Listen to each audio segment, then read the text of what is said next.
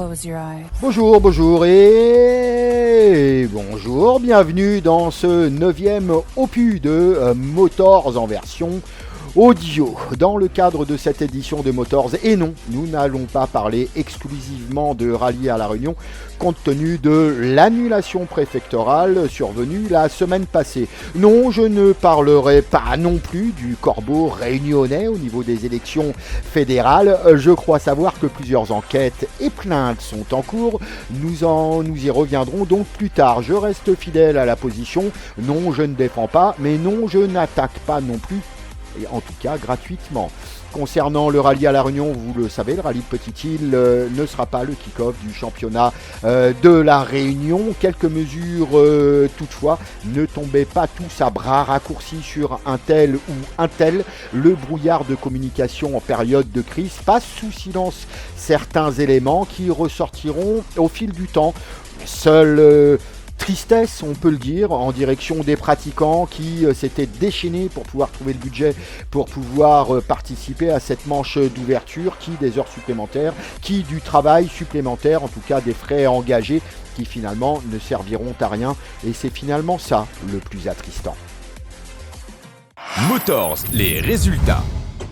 Week-end passé pour le moins agité. On démarre par la 5e manche du championnat du monde WRC, le rallye des Canaries qui proposait un profil 100% asphalte, rapide et particulièrement lisse globalement, avec des conditions météorologiques instables qui ont compliqué les choix pneumatiques tout au long du week-end. Au total, 282,68 km chronométrés ont été disputés suite à l'annulation de l'ES3 pour raison de sécurité liée à des véhicules mal stationnés sur une zone d'évacuation potentielle. 17 spéciales ont donc finalement été courues. Durant les 2 premières étapes, la hiérarchie semblait clairement établie avec une lutte pour la victoire entre Sébastien Ogier, Oliver Solberg et Elfyn Evans, alors que Toyota plaçait 5 voitures aux 5 premières places, nettement devant les Hyundai et les Ford qui suivaient dans cet ordre. Le tournant intervient le dimanche dans le S17. Séparés de seulement 2,2 secondes, Ogier et Solberg se livraient un duel serré lorsque Solberg commet une erreur et heurte une barrière, arrachant sa roue arrière gauche. L'abandon met fin à la bataille. Ogier s'impose pour la 68e fois en carrière et signe sa première victoire aux Canaries.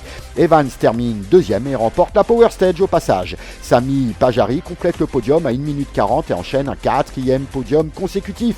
Tous les meilleurs temps de l'épreuve ont été réalisés par Toyota avec 6 temps scratch pour Solberg, 5 pour Ogier et 4 pour Evans. Au championnat, Evans prend la tête de la série avec 101 points devant Takamoto Katsuta à 2 unités. Pajari est 3e à 29 points. Ogier remonte au 6e rang. Prochain rendez-vous sur Terre cette fois avec le rallye du Portugal du 7 au 10 mai. Motors. Rallye toujours, mais en WRC2, Johan Rossel s'impose après avoir construit son avance dès le début du rallye. Il a ensuite géré son effort tout en poursuivant le développement de la toute nouvelle Lancia Y Rally 2. Derrière lui, la bataille opposait Alejandro Cachon et Léo Rossel jusqu'à l'ES17 également, où ce dernier était victime d'un problème de transmission cardan. Malgré cela, il parvient à terminer, mais seulement 5e à 1 seconde 7 de Roberto Dapra, qui lui chipe la P4 dans l'ultime chrono, la Power Stage. Au classement, Johan Rossel devance donc Alejandro Cachon. 3e place pour le français Eric Camilli. 4e place Roberto Dapra et 5e place pour Léo Rossel. Au championnat, Johan et Léo sont à égalité en tête avec 52 points.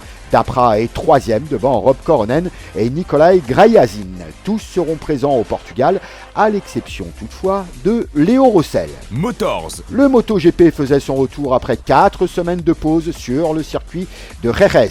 En qualification, Marc Marquez s'adjuge la pole position, tandis qu'Alex Marquez s'élançait à la 5e place. La course sprint est marquée par l'arrivée de la pluie en fin d'épreuve.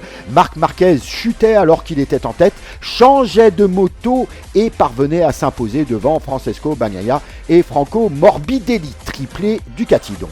Le dimanche, Bagnaia abandonne sur problème mécanique. Marc Marquez, parti en pôle, chute à son tour dans le deuxième tour. Et Alex Marquez s'impose après avoir pris l'avantage dès le premier tour. Il devance sur la ligne Marco Bezzecchi et Fabio Di Gianantonio.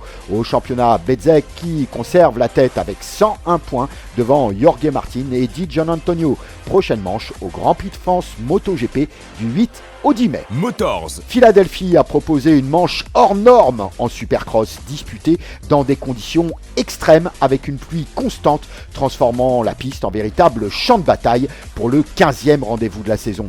Les trajectoires évoluaient tour après tour, les ornières se creusaient et les hoops devenaient un piège permanent. En SX 250 conférence Est, Cole Davis disposait d'une première occasion de tir. Cet amateur réalisait le all shot mais chutait rapidement. Davis récupérait la tête et imposait un rythme, le sien, malgré une erreur qui l'envoyait au sol. Il repartait toutefois sans conséquences majeures et en tête. La course est interrompue par un drapeau rouge en raison de la dégradation de la piste, puis est finalement relancée. Dans ces conditions dantesques, Davis fait preuve de lucidité et s'imposait pour la 5e fois de la saison avec 8 podiums en 9 courses. Il est sacré champion SX 250 Est avant la finale de Salt Lake City. En catégorie SX 450, le meilleur départ est signé Hunter Lawrence, leader du championnat, mais souvent en équilibre précaire ces dernières semaines. Dans les hoops, Ken Rogzen impose immédiatement un rythme supérieur et prend l'avantage avec autorité. Lawrence chute ensuite et rétrograde de plusieurs positions. Il perdait 3 ou 4 places. Il entame alors une remontée agressive pour limiter les dégâts, preuve d'une certaine résilience dans un contexte où chaque erreur coûte très cher. Devant, Rogzen ne tremble pas et contrôle la course. Cooper Webb, fidèle à son style opportuniste, profite des erreurs pour s'installer en deuxième position. Lawrence parvient à revenir à la 3e place, sauvant un précieux podium.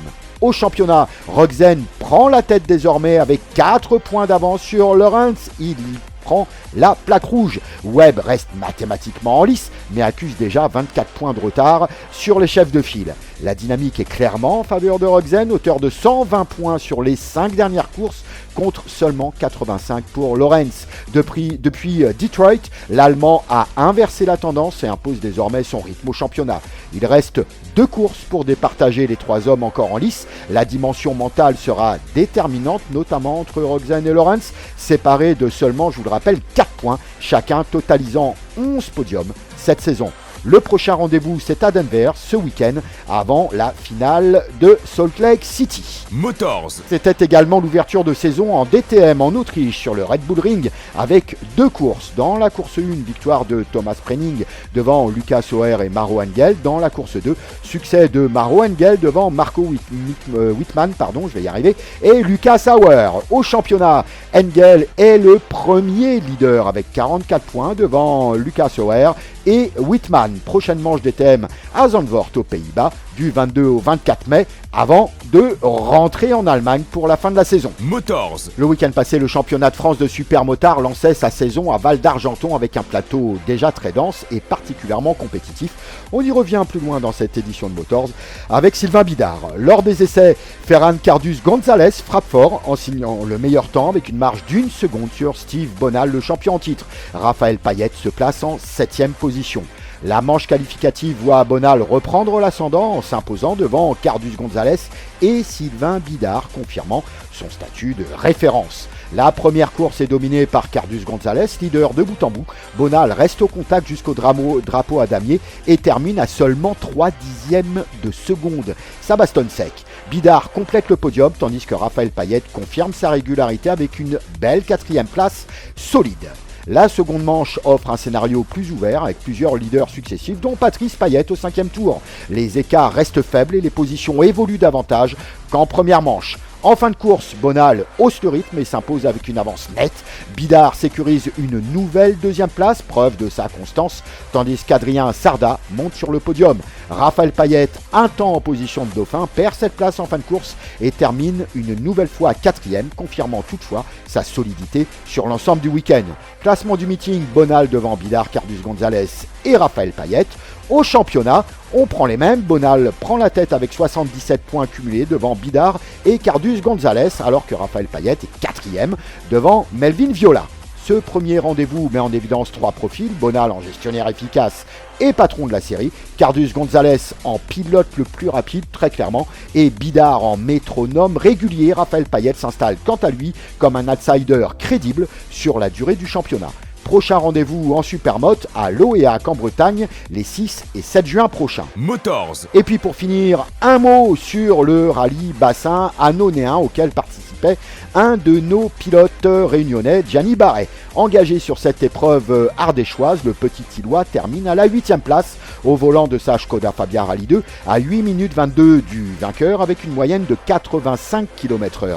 La victoire revient à Jean-Marie Cuoc sur la Citroën C4 WRC. Laurent Dufaux est deuxième et premier des Rally 2, certes, mais à plus de 3 minutes du vainqueur. On retiendra donc que Gianni Barret poursuit son apprentissage des routes rapides, en tout cas nettement plus rapides que celles qu'il a l'habitude de rencontrer à La Réunion. Venez profiter des promotions chez ODR D2S Car Audio au Tampon. ODR D2S Car Audio, c'est la vente et l'installation audiomobile pour votre voiture. ODR D2S Car Audio, c'est les plus grandes marques Pioneer, Hertz, Soundstream, SP Audio. Le vol de voiture n'arrive pas qu'aux autres. Il serait dommage que votre voiture parte sans vous. Protégez votre voiture avec nos alarmes Vodafone Cobra. Devenez les maîtres du stationnement avec nos radars de parking avant et arrière Metasystem et Cobra.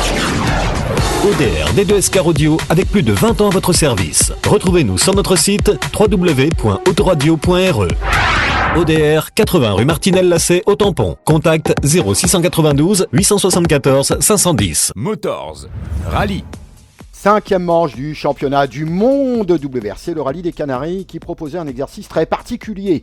100% asphalte, des routes extrêmement lisses globalement, rapides avec un grip élevé mais une fenêtre d'exploitation particulièrement fine.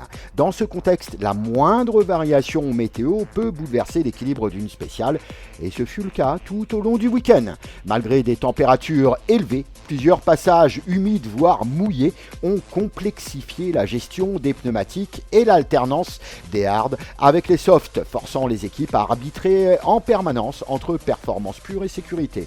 Résultat, une course bien plus stratégique qu'elle n'y paraît de prime abord. Au total, 282,68 km ont été disputés sur 17 spéciales, suite à l'annulation de l'ES3 pour raison de sécurité liée à un stationnement pour le moins anarchique de spectateurs sur une voie d'évacuation. Un rappel utile, même sur asphalte, la discipline reste dépendante totalement de son environnement. Pendant 2 jours, le scénario semble limpide vendredi et samedi. Sébastien Ogier contrôle en tête, juste derrière Oliver Solberg devant Elfyn Evans, se dispute le podium à distance constante toutefois. Mais au-delà de ce trio, c'est surtout la démonstration collective de Toyota qui frappe.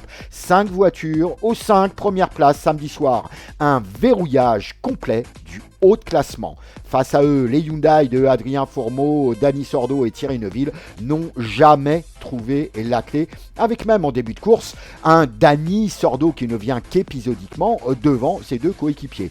Les Ford, quant à elles, restaient, évidemment, je serais tenté de dire, en retrait. Le rallye s'est finalement joué dans le S17.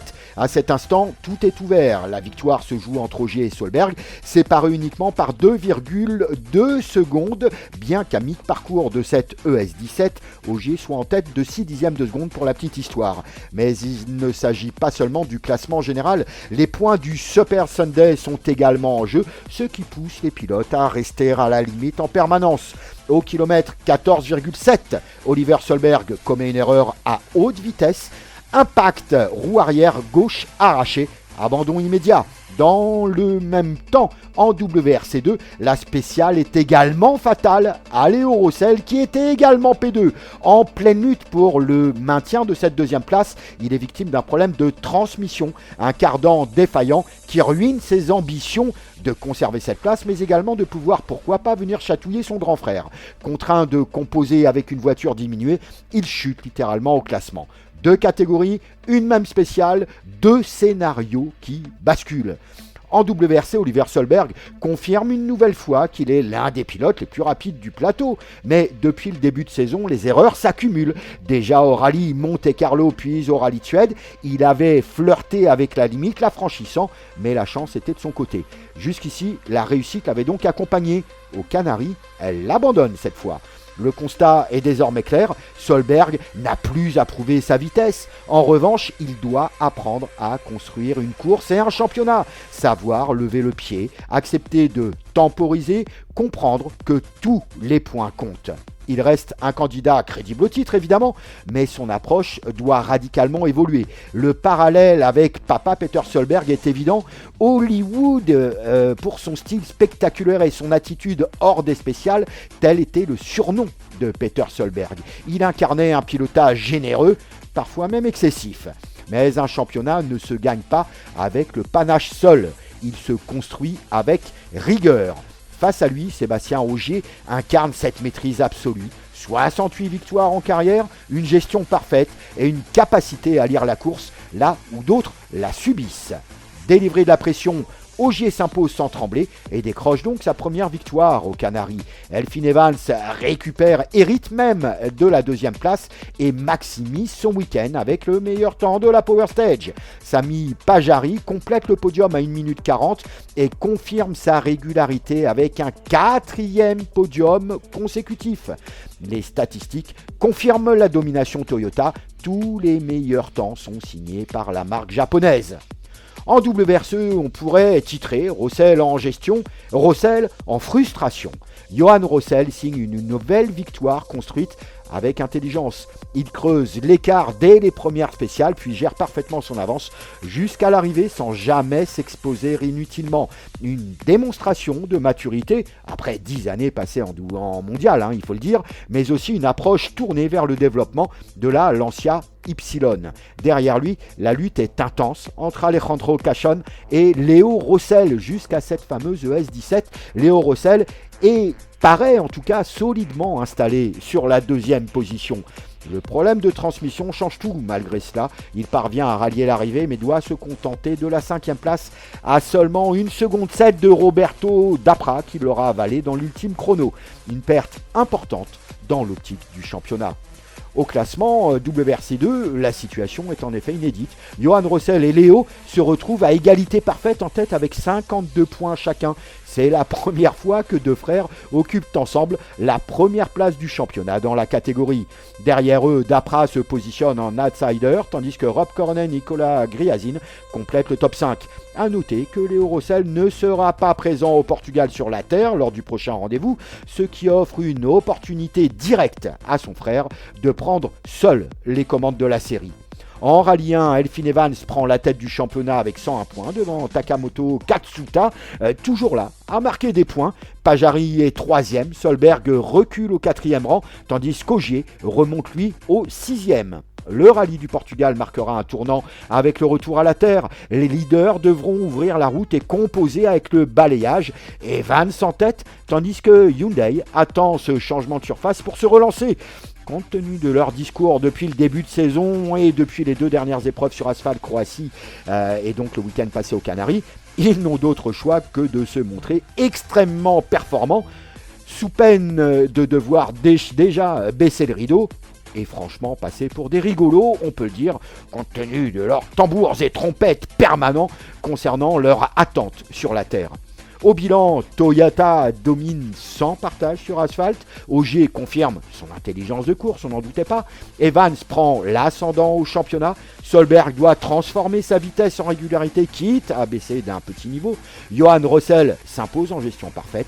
Léo Rossel paie un problème mécanique au pire moment pour lui. Une première historique avec 2 frères en tête du WRC2, je vous le rappelle. Le rallye des Canaries dépasse le simple cadre d'un résultat. Il expose les dynamiques du championnat. La vitesse brute d'un côté, la maîtrise de ce rythme infernal de l'autre. Vivement la prochaine. Motors is back. Dans Motors Decrypt cette semaine, on va parler moto. Ben oui, il en faut pour tout le monde.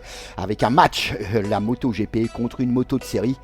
Toute ressemblance est une pure arnaque. Il y a une idée qui traîne partout. Une MotoGP serait une moto améliorée. En mieux.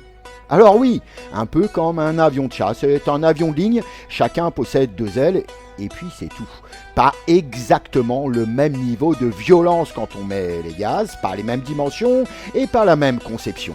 cas d'école avec Ducati. D'un côté, la Ducati Desmo 16 GP, de l'autre, la Ducati Panigale V4R, que certains Réunionnais possèdent. Sur le papier, certaines valeurs sont relativement proches. Dans la réalité, c'est une autre planète. Parlons clairement, commençons par les performances. 0 à 100, environ 2,5 secondes pour une MotoGP, 3 secondes pour une moto de série. L'écart vous semble peut-être faible, mais 0 à 200 km/h, la différence s'installe. Environ 5 secondes pour une MotoGP contre 7,5 secondes pour une Panigale V4R. C'est 50% plus lent. Et sur un exercice encore plus parlant, le 80 à 200 km/h, donc sur les phases de relance, typique d'une sortie de courbe, 3 secondes pour une moto GP, alors qu'une moto de série met entre 5 et 6 secondes. C'est 2 fois plus vite en moto GP. En vitesse maximale, on passe à 360, voire 370 km/h en moto GP contre environ 300 km/h de série pour une moto homologuée. Sur le papier, ce sont des chiffres. Sur la piste, c'est une autre échelle de violence. Et cette différence se mesure très concrètement au chrono. Sur le circuit de Barcelone-Catalunya, une moto GP tourne en 1,38 à 1,39. Une moto dérivée de série pilotée au maximum se situe plutôt entre 1,44 et 1,46, 5 à 7 secondes de plus au tour. C'est énorme, c'est un autre monde. Au Mugello circuit, l'écart s'élargit encore, un circuit rapide évidemment. Une moto GP descend autour de 1,44 à 1,45. Une moto de série performe plutôt autour de 1,52 et 1,55, jusqu'à 10 secondes d'écart au tour. Autrement dit, sur un circuit rapide, la MotoGP ne va pas juste plus vite, elle joue dans une autre catégorie. Mais la vraie différence n'est pas là. Elle est dans ce que la machine inflige à son pilote. Une moto de série, on peut la conduire. Une moto GP, il faut d'abord la subir, puis réussir à la maîtriser. Bref, il faut la piloter. À l'accélération, une moto GP génère jusqu'à 1,5 G à l'accélération. Le pilote est littéralement tiré vers l'arrière, bras en tension, façon dessin animé, obligé de lutter en permanence contre le cabrage. Chaque sortie de virage devient un effort physique. Sur une moto de série, on est plutôt autour de 0,8 à 1 G. C'est déjà très rapide évidemment, mais cela reste physiquement gérable. Au freinage, le contraste est encore plus marqué. Une moto GP atteint 1,5 à 1,7 en décélération. On passe de 300 à 100 km/h en environ 4 secondes. Le pilote est littéralement projeté sur l'avant. Il doit supporter son propre poids sur les bras, verrouiller les jambes, rester précis sur le levier. Sur une moto de série, on tourne autour de 1 G. Le freinage est puissant certes, mais il ne transforme pas chaque entrée de virage en exercice de gainage. En courbe, les contraintes deviennent latérales. Une moto GP peut générer jusqu'à 1,6 à 1,7 G avec des angles parfois supérieurs à 60 degrés. Une moto de série atteint environ 1,1 à 1,2 G, ce qui est déjà costaud. Les angles sont évidemment moins extrêmes, les contraintes beaucoup plus faibles. Dans un cas, le pilote accompagne la moto, dans l'autre, il s'accroche pendant qu'elle travaille. Et surtout, tout cela s'enchaîne. Accélération, freinage, appui latéral, encore et encore et encore pendant 40 minutes. Un pilote MotoGP peut perdre 2 à 3 kilos par course. Il doit rester lucide, précis, malgré une fatigue musculaire extrême et bien réelle. À cela s'ajoute une dimension technologique particulière. Les suspensions actives complètes sont certes interdites en MotoGP. Pas de système qui ajuste automatiquement la moto en continu. Officiellement pour limiter les coûts et préserver le rôle du pilote. Dans les faits, les ingénieurs ont bien évidemment trouvé une alternative. Les systèmes de variation de hauteur permettent d'abaisser la moto au départ et à l'accélération, puis de la relever au freinage. Ces dispositifs sont dits mécaniques, activés par le pilote, donc conformes au règlement. Mais ils permettent à la moto de modifier sa géométrie selon les phases du circuit. Basse pour accélérer, relevée pour freiner, stable pour tourner. Une adaptation permanente sans jamais être officiellement une suspension active évidemment.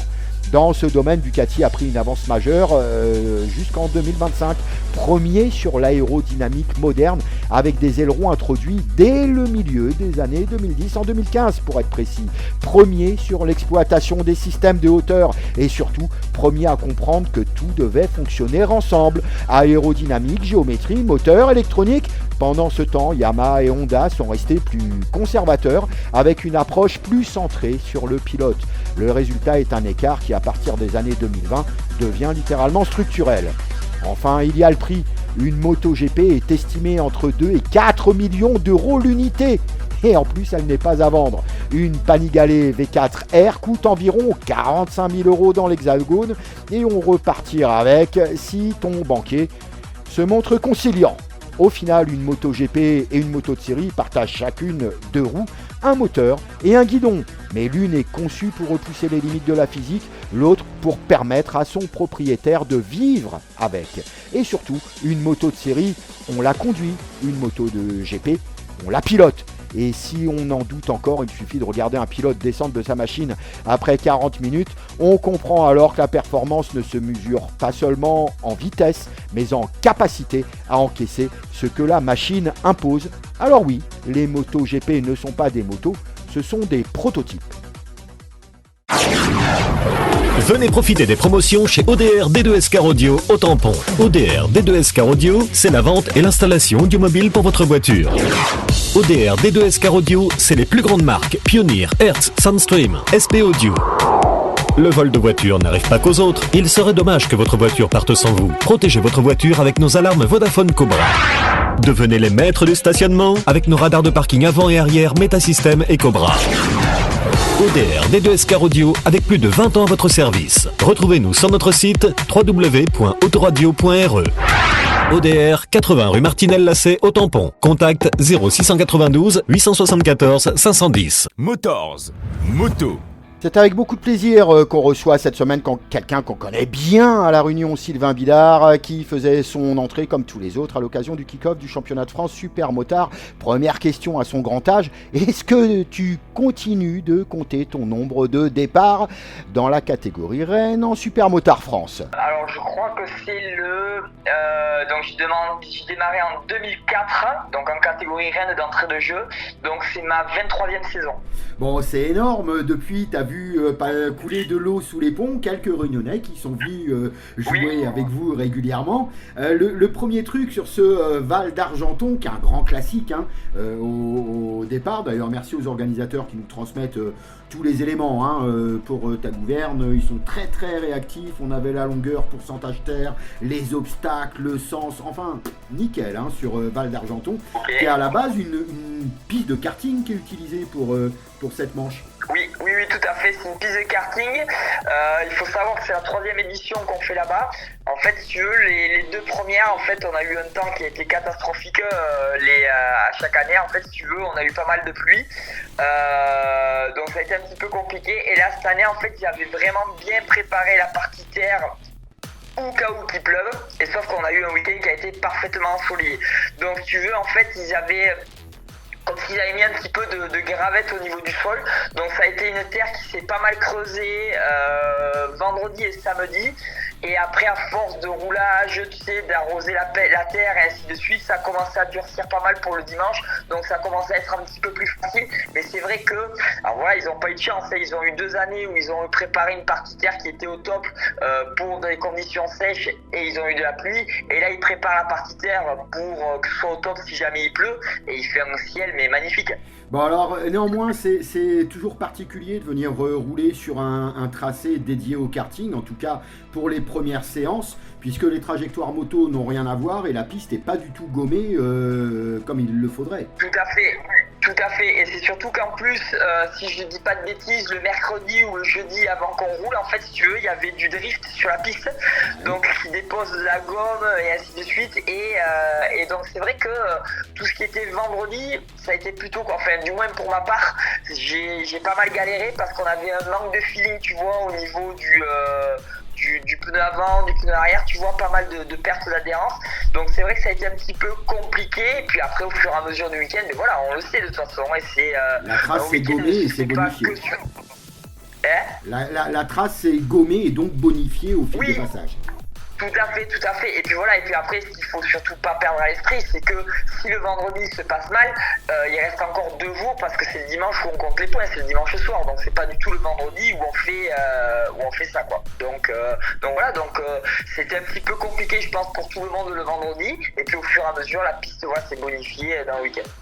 Bon, à la lecture de la liste des engagés pour cette saison 2026 de S1, c'est honnêtement une liste qui a de la gueule. Puis vous êtes nombreux sur la grille de départ là, lors des essais chrono, 22 pilotes en piste, c'est pas mal. Et puis il y a quand même, il y a du loulou quoi, il y a du nom quand même. Déjà, tu prends les 2 premiers, donc si tu veux, tu prends Steve et Ferrand qui font 3 et 4 sur l'ouverture du mondial. Donc déjà, ça veut dire que ça reste quand même des gars qui sont présents et qui roulent fort. Après, si tu veux, tu as pas mal de jeunes qui sont montés en mondial cette année, tu vois, aussi, qui vont faire le mondial. Tu vas avoir, par exemple, pour le Team Inside Parts, tu vas avoir Pernat et tu vas avoir Sarda, qui sont 2 jeunes qui montent fort. On a Raph qui va rouler également en Italie. Voilà, il y a Raphaël, on va pas le présenter, voilà, qui est là, qui commence vraiment à être vraiment solide et voilà, qui a pas forcément fait une très bonne ouverture du mondial. Tu vas en discuter avec lui, qui a un petit peu galéré. Après, je sais qu'Albaïda, là où il est en Espagne, là où ils ont fait l'ouverture, c'est une piste qui est très particulière, il n'avait jamais roulé dessus, donc c'est tout à fait normal qu'il ait mis du temps à s'adapter à cette piste. Et voilà, donc si tu veux, non, ça commence à faire du beau monde. Tu vois, on a eu L'Amour qui arrive avec une nouvelle moto avec la Stark qui m'a surpris. Ouais. Énormément. Donc voilà, donc si tu veux, il y avait aussi Yuri Caprine, tu vois, qui avait fait le mondial par le passé, qui a fait 1 ou 2 saisons sans rouler, et là qui est revenu sur l'ouverture du France. Donc non, franchement, tu vois, tu peux faire sur le podium comme tu peux faire être pas loin d'être en dehors du top 10 sans aucun problème, quoi. Donc il va falloir être constant cette saison. Comme chaque année, parce qu'il y a un nombre d'épreuves relativement réduit, somme toute, c'est un très court championnat. Faut être constant, et on n'a pas le droit à l'erreur, quoi. Une chute ou une manche 0, c'est rédhibitoire. C'est ça, d'autant plus qu'en plus cette année, on a eu une petite modification du règlement au niveau des points qui favorise pas du tout l'abandon d'une manche. Donc là, la constance va vraiment primer sur le résultat de fin de saison. Bon, on le disait, 23e saison, tu fais partie des vieux de la vieille, avec de la bouteille, de l'expérience, y compris des tracés. L'autre intérêt d'avoir de l'expérience, c'est l'approche au niveau de la gestion du capital d'attaque, l'influx, sentir quand on peut y aller, quand ça va fighter devant en peloton, on dit oula, il y a un gros risque, c'est quand même une plus-value importante, l'expérience en moto. Ah mais tout à fait, tu vois, par exemple le samedi j'étais pas du tout dans le rythme pendant la manche qualif, donc si tu veux j'ai essayé un petit peu donc je pars 2 derrière Ferrand, donc mon coéquipier, j'essaye quand même, tu vois, de faire une bonne manche et puis Steve me double au bout du 2e au 3e tour, et puis je me suis dit vas-y, je vais un petit peu m'accrocher à lui, sauf qu'en fait j'arrivais pas à me faire plaisir sur la moto, tu vois, j'arrivais pas à me lâcher au niveau des trajectoires, tout ça dans la partie terre. Et là, Steve, il m'a mis un boulevard direct. Donc là, je me suis dit, bon, mais là, tu sais quoi, ça sert à rien que j'essaye de suivre quoi que ce soit parce que j'étais pas dans le rythme. Donc, je les ai laissés partir. D'autant plus que j'avais commencé à prendre un petit peu d'avance sur le 4e. Donc, si tu veux, en fait, je me suis calé sur le 4e. Voilà, j'étais bien pas noté. Donc, j'ai géré la manche comme ça. Idem pour la première manche où... en fait, on a L'Amour qui justement avait la Stark, qui a fait un excellent départ, qui était 4e sur la grille, qui a fait un excellent départ, qui nous a laissé tous sur place. Il a fait le all shot, mais d'une manière qui était lunaire, quoi. Donc Ferrand le double dès le 2e tour. Steve met 2 tours de plus pour le doubler, donc il perd un petit peu de temps sur lui. Et moi, je mets 2 tours de mieux pour le doubler. Et là, je me suis retrouvé de suite avec 4 secondes de retard sur le groupe de tête.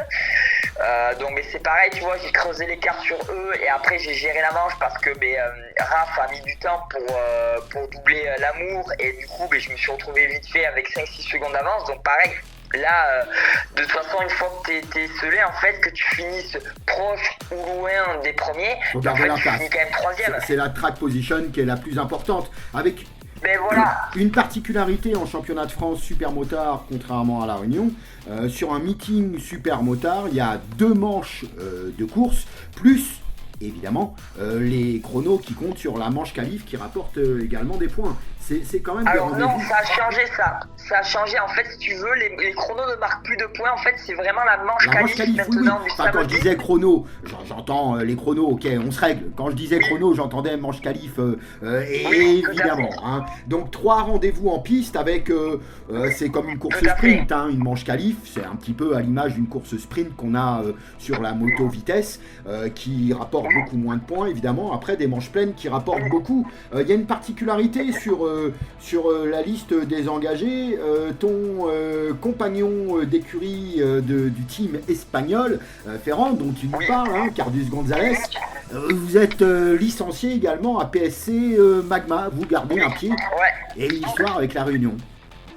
ouais, ben on est des Ça réunions fait des années et des années, hein. Ça fait des années et des années que tu nous ramènes Ben oui. des licenciés.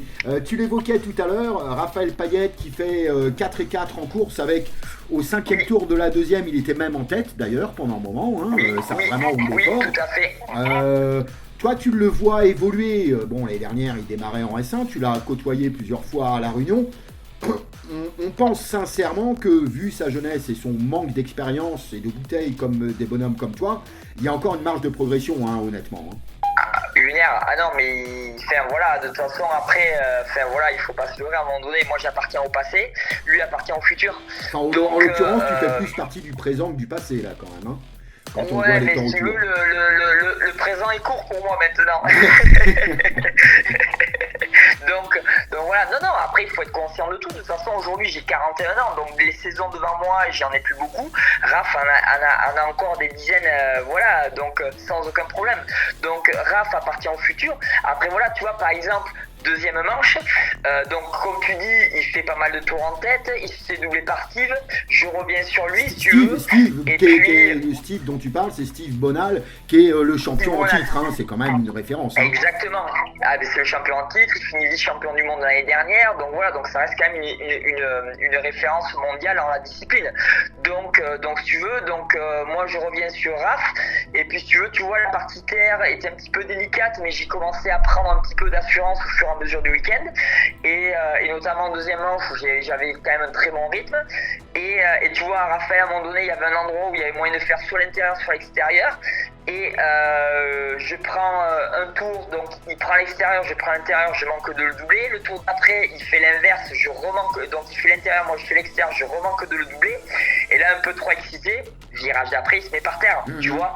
Donc, tu vois, c'est là où il a un manque d'expérience, dans le sens où, des fois, en fait, il faut savoir s'avouer vaincu et marquer de meilleurs points, tu vois. Là, par exemple, je vais pas te dire, il me laisse passer, mais il essaye de faire de la résistance un petit peu moindre, et dans ce cas-là, il finit 3e tranquille, et il marque 2 points de mieux pour le championnat, tu vois ce que je veux te dire.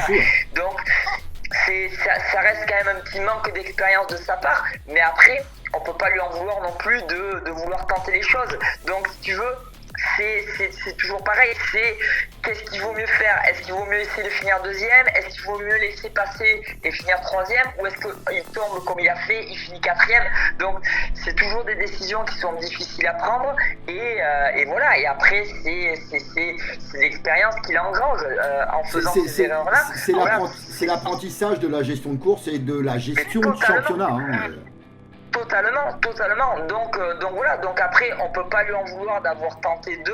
Voilà, il est tombé. En plus je tombe avec lui, donc on se relève tous les deux. Voilà, il n'y avait pas eu de bobo, c'est une chute où on était être à 3 km/h tout juste. Et voilà quoi, dans un tout petit virage. Donc voilà, mais ça s'appelle de l'expérience et c'est très bien pour lui, et ça en sera que bénéfique pour la suite de son parcours, que ce soit en championnat de France et en championnat du monde. Au bilan de ce kick-off S1 en championnat de France, Steve Bonal se sort et est le premier leader, et donc la plaque rouge avec un total de 77 points. Tully Kolobasque, 70 points, 7 unités derrière. Chaque point compte en championnat de France, évidemment.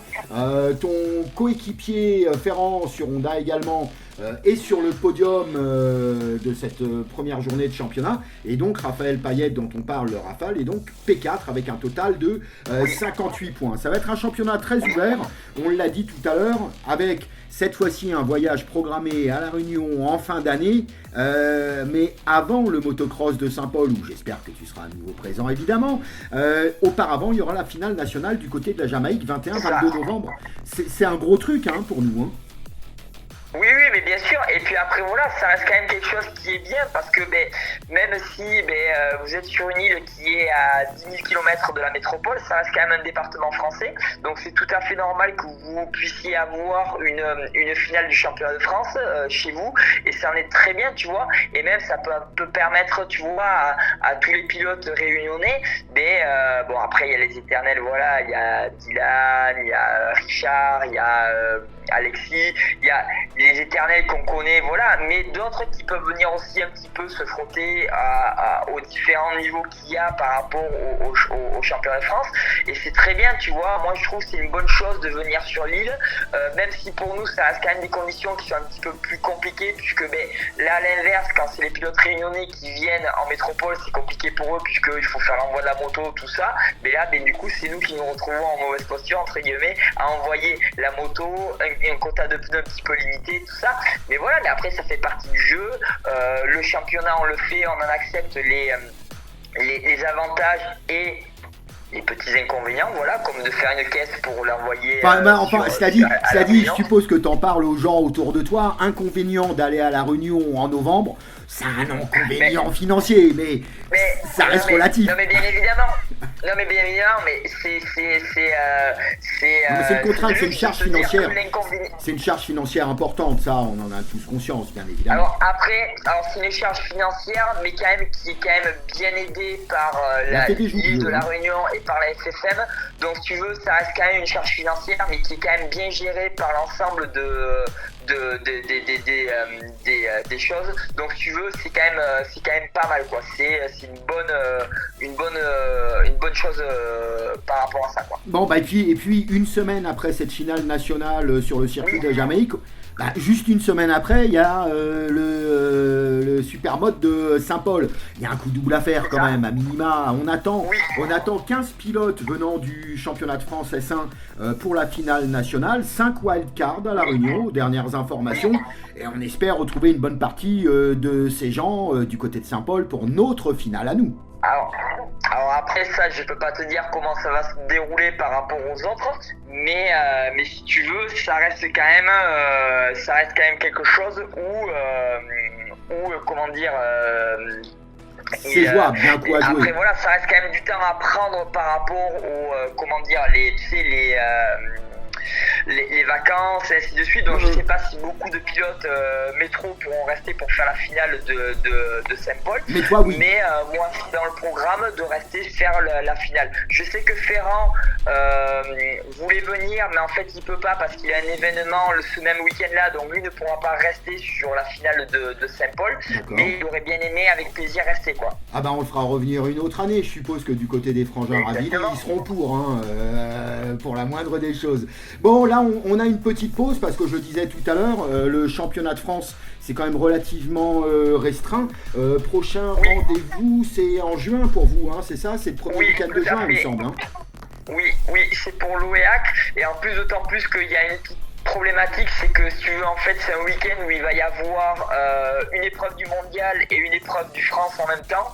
Donc je sais que par exemple Steve Bonal ne sera pas là, il y a pas mal de pilotes qui seront pas là, je sais pas si Raphaël Raph ne sera pas là non plus, c'est en Italie je crois, voilà. La manche.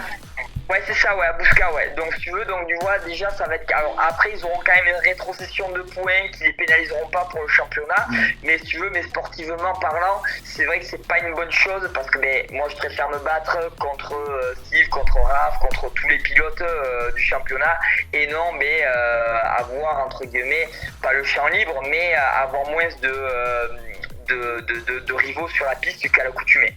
Bon, l'OEAC, ce sera ma dernière question et je te libère, Sylvain. L'OEAC, on va sur le terrain historique de rallycross pour le Supermode.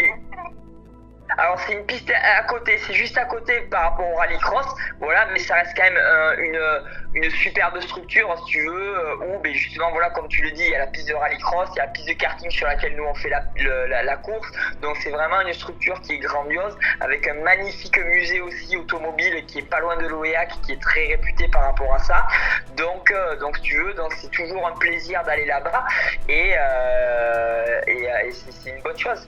Le titre de champion de France pour toi, c'est jouable cette année? Ça reste open, en tout cas tu viens pour ça.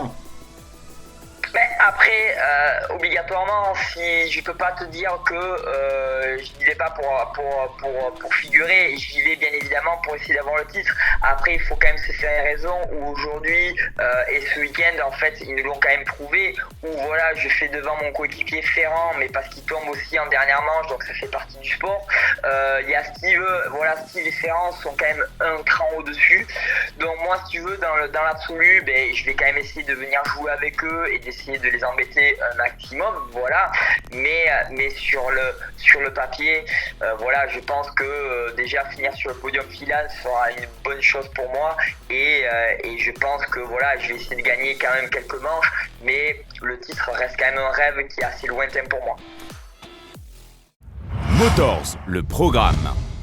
La Formule 1 reprend ses droits après 5 semaines d'interruption liées aux annulations de Bahreïn et de l'Arabie Saoudite, pour les raisons que vous connaissez. Direction les États-Unis le week-end prochain pour un week-end au parfum très particulier, entre spectacle, bling-bling et performance sur le circuit urbain du Grand Prix de Miami. Le tracé floridien développe 5,41 km et compte 19 virages avec une particularité marquante, une très longue ligne droite d'1,2 km entre les virages 16 et 17 parcourus pleine charge. Les vitesses de pointe y dépassaient déjà les 330 km/h l'an passé, avec un record enregistré à 343,5 km/h en qualification en 2025 avec un certain Charles Leclerc à bord de sa Ferrari. Le record du Tour reste détenu par Max Verstappen en 1:29.708, il date de 2023, mais compte tenu des nouvelles réglementations techniques, il apparaît peu probable que cette référence soit battue cette année. Le championnat est actuellement dominé par Andrea Kimi Antonelli avec 72 points. La hiérarchie est structurée avec Mercedes en tête, suivi des 2 Ferrari puis des 2 McLaren. À noter plusieurs ajustements techniques depuis le Japon. Une augmentation du superclip de 250 à 350 kW, l'utilisation du Boost Overtake est nettement plus encadrée et des procédures de départ optimisées. Vos heures de rendez-vous en F1 heure réunion, essai libre à vendredi à 20h, la course sprint samedi à 20h, les qualifs dimanche à minuit et le Grand Prix dans la nuit de dimanche à lundi à minuit tout pile. Motors. On reste en monoplace mais électrique cette fois-ci avec le e-Prix de Berlin qui accueille 2 courses consécutives ce week-end, ce qu'on appelle des back-to-back avec les manches 7 et 8 du championnat. 2 confrontations urbaines sur un tracé atypique installé sur l'ancien aéroport de Tempelhof, un terrain exigeant où la gestion de l'énergie et les stratégies de course seront déterminantes, parfois au détriment même de la performance pure. On ne peut que le regretter. Motors. 4e rendez-vous de la saison pour le championnat World Superbike Championship avec une escale en Hongrie sur le circuit de Balaton. Le tracé composé de 17 virages et parcouru dans le sens anti-horaire est désormais connu du paddock. L'enjeu principal du week-end concerne Nicolo Boulega et Toprak Razgatlioglu. Bien que le Turc ne soit pas là, les 2 pilotes sont à égalité avec 13 victoires consécutives chacun et Boulega a l'opportunité de battre ce record à défaut de battre directement Toprak, parti lui en MotoGP je vous le rappelle, et ce dès ce week-end il entrerait ainsi sur les stats officielles des records en Superbike.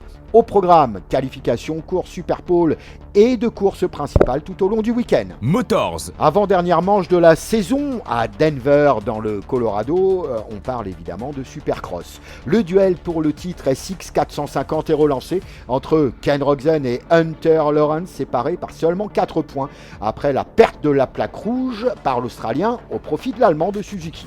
En SX 250 West, le championnat est déjà plié, mais Hayden Digan Mégane continue d'impressionner et ne compte pas en rester là. 6 victoires et 7 podiums en 8 courses, une domination statistique suffisamment rare pour être soulevée, portée par un style aussi efficace que, particulièrement affirmé. Motors. Et puis ce sera la 4e manche du championnat local de motocross à La Réunion avec une nouvelle épreuve sur le circuit de la Ravine à Malheur à la possession. Point très important, attention, ouvrez bien les esgourdes, les courses se dérouleront exceptionnellement le samedi 2 mai en raison de contraintes liées à la disponibilité des moyens de secours. Pas de course dimanche, tout se déroulera le samedi, je vous le rappelle. L'objectif reste inchangé côté organisation, garantir des courses au format réglementaire de 20 minutes plus un tour, on se permet de le rappeler. Venez profiter des promotions chez ODR D2S Car Audio au Tampon. ODR D2S Car Audio, c'est la vente et l'installation audiomobile pour votre voiture. ODR D2S Car Audio, c'est les plus grandes marques Pioneer, Hertz, Soundstream, SP Audio. Le vol de voiture n'arrive pas qu'aux autres. Il serait dommage que votre voiture parte sans vous. Protégez votre voiture avec nos alarmes Vodafone Cobra. Devenez les maîtres du stationnement avec nos radars de parking avant et arrière Metasystem et Cobra. ODR D2S Car Audio avec plus de 20 ans à votre service. Retrouvez-nous sur notre site www.autoradio.re. ODR, 80 rue Martinelle-Lacet au Tampon. Contact 0692 874 510. Voilà, c'est la fin de cette édition de Motors, réellement raccourcie compte tenu de l'actualité rallistique réunionnaise, ou plutôt de l'absence d'actualité rallistique réunionnaise. Pour ma part, écoutez, 2 semaines de repos, ça tombe bien, il y a une épreuve du MotoGP en France dans le même intervalle. On se retrouve donc, fin mai, d'ici 15 jours, de l'eau aura coulé sous les ponts, des résultats seront tombés et gageons que certaines décisions auront été prises, validées définitivement concernant le championnat de la Réunion des rallyes. Prochain rendez-vous Motors donc le 20 mai prochain. Prudence sur les routes, stay calm, keep cool. On se retrouve donc d'ici 3 semaines.